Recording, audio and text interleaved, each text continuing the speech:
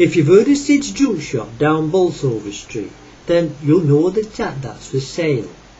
From elephant's feet to a box of false teeth, and there lies the crux of me tale. About a mile up the backs, across from the flats, at the posh end of the Cragley estate, lives Shirley McClure, right quiet and demure, but things have been changing of late.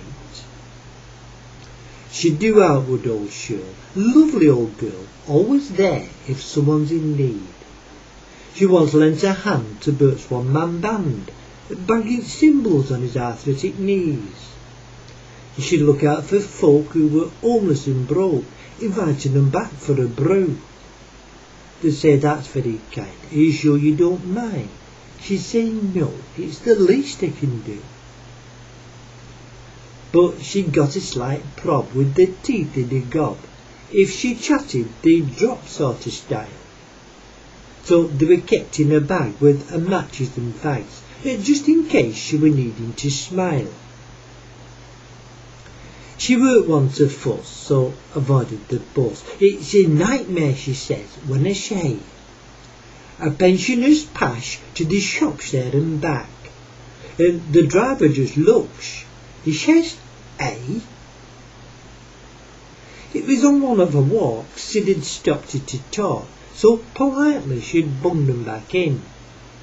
"Would you like to peruse?" said Sid, all enthused. She just blabbered and made a right din. Sid said, "Can I help? Aren't you feeling yourself? It's me falsies that driving me crackers. When I'm trying to chat, they go click and then clack, and I sound like a tin of maracas." "Come in, take a seat, take the weight off your feet." He says, "I've got something here, just the job. I've second-hand teeth that'll suit you a treat." She said, "That's smashing, but don't you mean shack and gob?" So he dragged in this box with mildew on top and covered in cobwebs and muck. He said, "Now don't be put off, it's been up in me loft, but they'll be fine when you've given them a suck." So she tried one or two. She said, "No, they won't do. They're too small or too big and don't fit." He said, "Hang on a mo while I have a quick go, 'cause I'm sure I can grind them a bit." When he'd filed them in sync, he said, "What do you think?" as she gingerly shoved them in place. "Bugger me out, they neat fit a right bloody treat." Then she caught a strange look on Sid's face. He said, "Hey, you swore." She said, "Me, are you sure?" He said, "As sure as I'm stood standing here." She said, "You're bloody mistaken, you long streak of bacon. Bug off, or you'll get a thick ear." So, with the hair turning blue, he said, "I don't think they're quite you." "Who's worthy?" she said, looking shocked. He said, "Vinegar Lils before she took ill, a fishwife from down at the docks." She said, "I'll take 'em to Sid." He said, "Right, that's £2." "Sod off," Shirley said, 30 bob. "All right," says he, "but there's no guarantee." She says, "I just need to sort out some probs."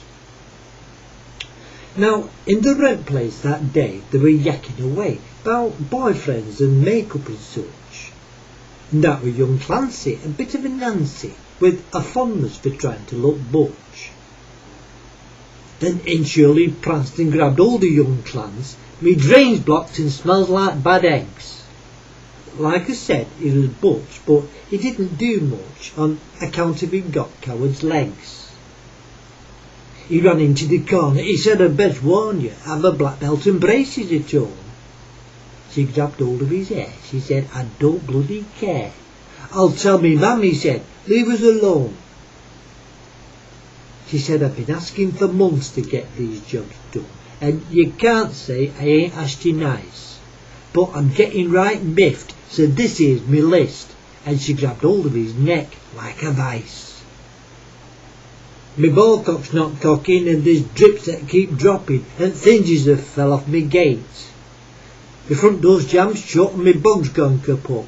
He said, I'll fix them right now while you wait." So she took out the teeth and helped Clancy to his feet. She said, I just hope that you do a good job, 'cause if you don't mend 'em proper, you see these here choppers, well, I might just let 'em loose in me gob.